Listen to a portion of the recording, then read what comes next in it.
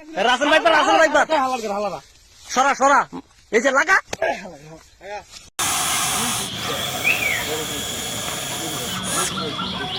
বর্তমানে এক আতঙ্কের নাম হচ্ছে রাসেলস ভাইপার, যার কামড়ে প্রতিনিয়ত কেউ না কেউ মারা যাচ্ছে।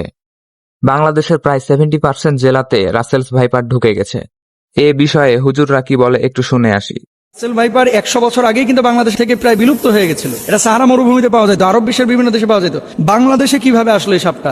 সাপে কামড়াইলে বাংলাদেশে আমরা কিছু ভুল বা কুসংস্কার কাজ করে থাকি। আর কিছু সাপ আছে, আপনি জানেন কিনা, সারা পৃথিবীতে যত ধরনের সাপ আছে 80% সাপ যাদের বিষ নাই, মানুষকে কামড়াইলে মানুষের শারীরিক কোনো ক্ষতি হয় না। এবং সাপের একটা নেচার আছে, কিন্তু আপনি যতক্ষণ পর্যন্ত তারে খোঁচাখুচি না করবেন ততক্ষণ পর্যন্ত কিন্তু কামড়ায় না। খেয়াল করে দেখেন, ধরেন আপনার পাশ দিয়ে চলে যাচ্ছে, আপনাকে প্রথমে কিন্তু ছোবল মারে না। এটা সাপের একটা বৈশিষ্ট্য। সাপের ব্যাপারে একাধিক হাদিসে বর্ণিত হয়েছে। সাপের ব্যাপারে কিন্তু হাদিস আছে একাধিক, এবং এক্ষেত্রে আব্দুল্লাহ ইবনে ওমর রাদিয়াল্লাহু তাআলা আনহু তিনি সাপ দেখলেই কিন্তু দৌড়ান দিতেন এবং মারতেন। আপনি বলবেন যে হুজুর কেন তিনি মারতেন? নবীজি সাল্লাল্লাহু আলাইহি ওয়াসাল্লাম এক প্রকার সাপের ব্যাপারে খুব সতর্ক করেছিলেন সাহাবীদেরকে। কোন সাপ? দেখেন, নবীজি সাল্লাল্লাহু আলাইহি ওয়াসাল্লাম সেই সাপের ব্যাপারে আনা আয়েশা রাদিয়াল্লাহু তাআলা আনহা قالت আমরা রাসূলুল্লাহ সাল্লাল্লাহু আলাইহি ওয়াসাল্লাম বিকতলি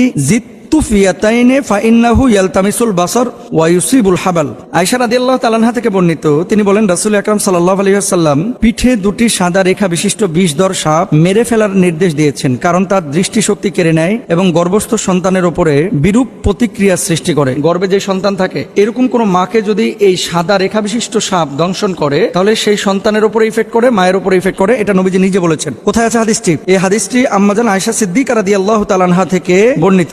আরেকটি হাদিস, ওয়াকালাল আবতারু ওয়াদুত্তুফ ইয়াতাইনে, নবীজি কি বলছেন? লেজ খসে যাওয়া এবং পিঠে দুটি সাদা রেখা বিশিষ্ট সাপ। আব্দুল্লাহ ইবনে ওমর রাদিয়াল্লাহু তাআলা আনহু একটা সাপ দেখলেন, তারপরে এটার পিছু নিয়েছেন। অন্যান্য সাহাবীরা ওনাকে বলছেন, এই তুমি কোথায় যাচ্ছ?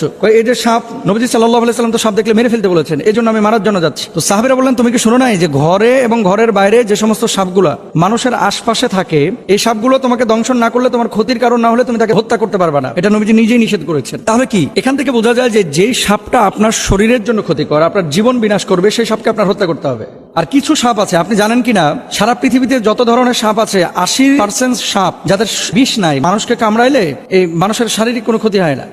এখন কথা হচ্ছে, এই সাপ থেকে কি কোনো বাঁচার উপায় নেই? হ্যাঁ, অবশ্যই আছে। রাসেলস ভাইপার থেকে বাঁচার দোয়া হযরত আবু হুরায়রা রাদিয়াল্লাহু আনহু থেকে বর্ণিত। যে ব্যক্তি 3 বার এই দোয়াটি পাঠ করবে, আল্লাহ পাক তাকে সমস্ত বিষধর সাপ, বিচ্ছু, কীট পতঙ্গ থেকে রক্ষা করবেন। দোয়াটি হচ্ছে আউযু বিকালিমাতিল্লাহি তাম্মাতি মিন শাররি মা খালাক। আউযু বিকালিমাতিল্লাহি তাম্মাতি মিন শাররি মা খালাক। এই দোয়াটি যারা সকাল সন্ধ্যা 3 বার করে পাঠ করবেন, আল্লাহ পাক অবশ্যই এই দোয়ার বদৌলতে তাকে সমস্ত বিষাক্ত সাপ, বিচ্ছু, কীট পতঙ্গ থেকে, প্রাণী থেকে রক্ষা করবেন ইনশাআল্লাহ। সবাই বেশি বেশি এই দোয়াটি আমল করবেন এবং সতর্ক থাকবেন। আর বাড়িঘর এবং বাড়ির আশেপাশ সবসময় পরিষ্কার পরিচ্ছন্ন রাখুন। ভিডিওটি দ্বারা উপকৃত হলে ভিডিওটি বেশি বেশি শেয়ার করে দিন। আল্লাহ হাফেজ।